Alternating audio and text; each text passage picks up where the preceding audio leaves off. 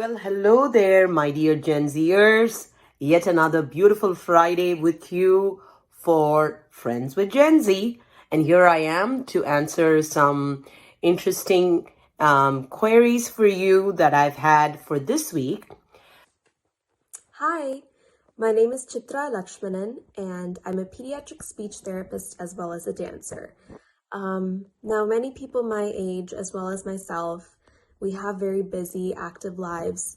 For me personally, I have to work with kids the whole day, which requires me to be very active and match their energy level.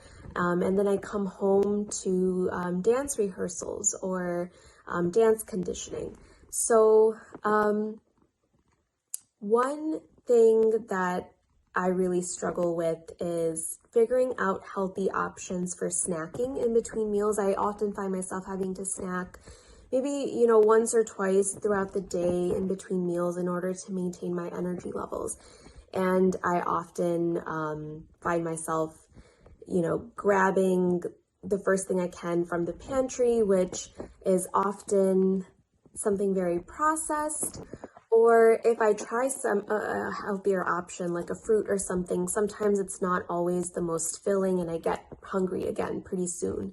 Especially when it comes to pre and post dance or pre and post workout, I am a little bit lost on what are, the healthiest options for snacks. What kind of macros am I supposed to be prioritizing when snacking? So what are your tips on how to create a healthy snack that's going to provide you with the energy and nutrition to be able to go through a busy day or maybe complete a workout or an intense dance rehearsal, and preferably something that's quick and easy to make?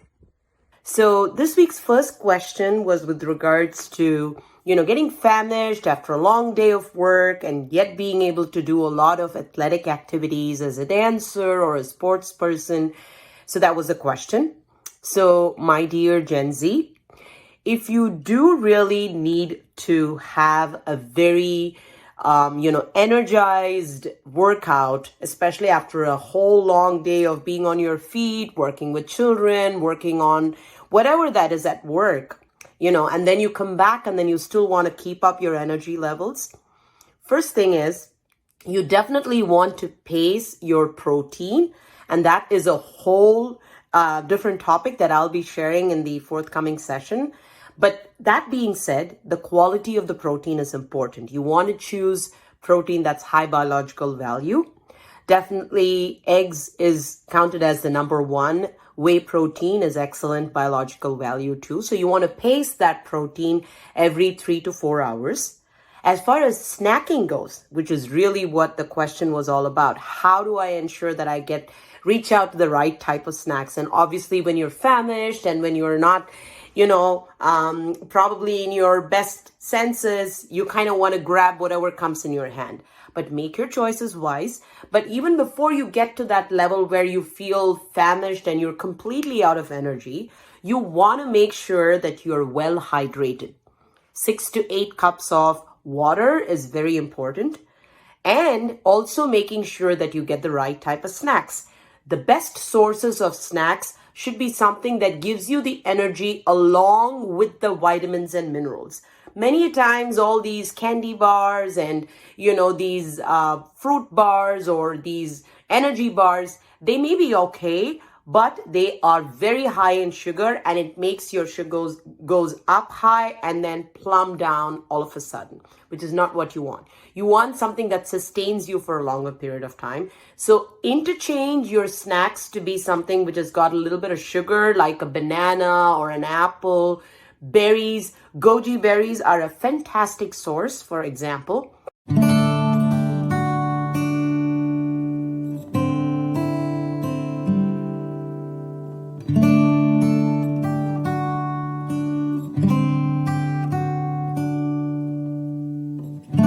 And also supplement that with some good fat. That could be fatty fish or avocado, or if you're a vegetarian, you can get it from olives, you can get it from your lots of your nuts and seeds. And if you're allergic to nuts and seeds, then you do have other sources too, like flaxseed oil, or you can get it from avocado, like I was saying.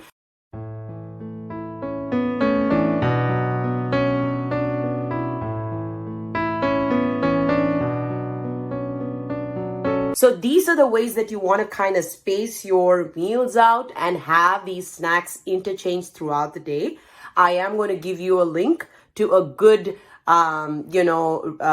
reading material or a resource material that you could probably check out at a later time to see how this can further enhance your workout after having a nice, productive day at work too. Now, besides that, you also want to make sure that when you are working out, during your workouts, whether it's a dance workout or you're going out for tennis or you're going out for a game, something that involves a lot of big team sport.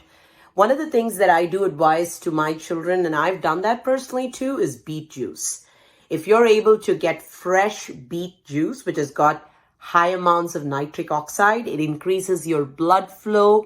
It really, really helps you to increase the oxygen. And in aerobic activities, a lot of athletes actually use beet juice, fresh beet juice for their workouts. So for dance too, this can be a very, very good source of, a vitamin boost for you to get some extra nitric oxide and some extra oxygen into your cells, and also help the relaxation of the muscles.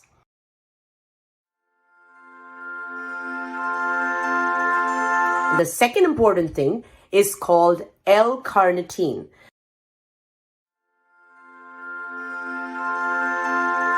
And the foods that are rich, especially in these, are your meat, poultry, and your dairy products.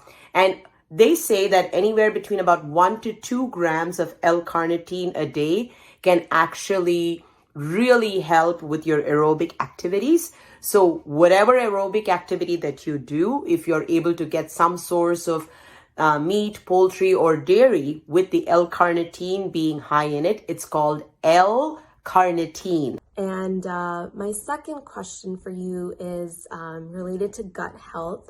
And I know that's a very big topic, but I was wondering if you had maybe 4 or 5 tips on how we can better improve our gut health, or at least, maintain a good balance of good bacteria in our gut.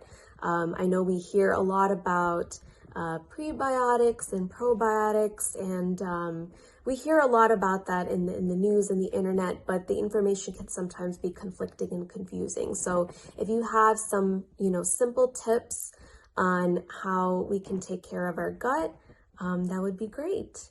Thank you. Talking about gut health. There is so much information out there. So well said, Genz, that there is so much information out there, and some could be contradicting and some cannot be applied to you as an individual. So how do I ensure that I have good gut health? And yes, this again is a very elaborate topic, but I'm going to try and summarize the most key points. Number 1, stay physically active. As much as we would love to be sitting in front of the screen, whatever that screen that is today, it is important that you keep moving and pacing yourself and keep on your toes. Every, half an hour to about 1 hour, check if you have actually woken up and kind of, taken a stride or taken a few steps and come back to your desk. Number 1. This is besides physical activity that you do for a day. Stay well hydrated, which we had discussed even before, because a lot of times the water is very important for you to also have good gut health. A lot of us forget that your second brain is actually your gut. Think through your gut is what is always said, and that comes very true, that if you don't have good gut health, then your brain fog is going to be the first thing that communicates to you, saying that you do not probably have the best gut health. And believe it or not, Genz, the number of good bacteria any type of bacteria, the microbes that's in our body, is way more than the number of cells in our body. We have over 1 trillion microbes in our body. And they do say that from birth, from your environment, especially when you're breastfed babies versus bottle-fed babies, when you are in the right environment, which has got a lot of nature, the stress levels that you go through can also decrease the good bacteria in your body. Taking too much medications, antibiotics, antidepressants, medications, especially for psychological purposes, that can mess up with your microbes. And needless to say, the stress levels and different other conditions with GI problems can also mess up your microbes. So some of the foods that you could actually eat, the probiotics versus the prebiotics. The prebiotics are most of your fruits and vegetables, which are darker in color. And you want to include a lot of these in your daily routine, at least 4 to 5 servings. Just to give you a simple idea, a serving of fresh, uncooked vegetable is about a cup. And if it's a cooked vegetable, it's about a half a serving. If it's a fruit, a half a cup cut up fruit is 1 serving, or the size of a tennis ball is 1 serving. So you want these prebiotics like asparagus. You want to have bananas, a lot of these high magnesium foods also in your diet. A lot of the nuts and seeds are also high in magnesium. And lastly, the probiotics in your food is the good old yogurt that you can take. In fact, one great way of, this is a good old habit that I have inherited from my grandparents, where you soak just cooked rice, about a tablespoon of cooked rice in water, or you can soak it in buttermilk, put it in a dark place just overnight, add a little bit of sea salt to it, mix it up with some buttermilk, and add a little bit of fresh homemade pickle without too much salt in it. It could be just kimchi, or it could be your homemade pickle of a little bit of lemon, whatever it is, but just a small portion. That can be a fantastic way of including some probiotic. And lastly, if you do want to choose a probiotic supplement, you want to ensure that it's got a diverse, group of the bacteria in it. You want to have at least 3 to 4 strains. You also want to see the source from where this is coming, and also choose something that has got more bacteria, like I was talking about, the number of strains in it. And finally, try and get it from the natural resources before you reach out to the supplements. And needless to say, keep yourself calm and composed, and know how to balance your flight and fight mode, because if you are overstressed, that is definitely going to impact your gut health. So that's really some of the things that I could share about for Gen Zers in terms of how you can enhance your workout and still stay effective and healthy in balancing your work and your other passions that you follow. Stay healthy, keep your gut strong, because once you keep your gut strong, your brain's going to stay strong.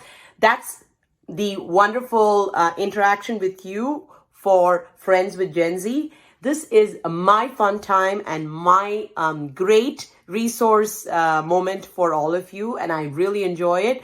Look forward to all your feedbacks and comments, and stay tuned. I am sharing a brief presentation on gut health and also the link for the high energy foods. I hope this was helpful for my Gen Zer. Looking forward to every Friday for Frendz with Gen Z, your nutritionist and health coach, Lalita Ramamurthy. Thank you and have a blessed day.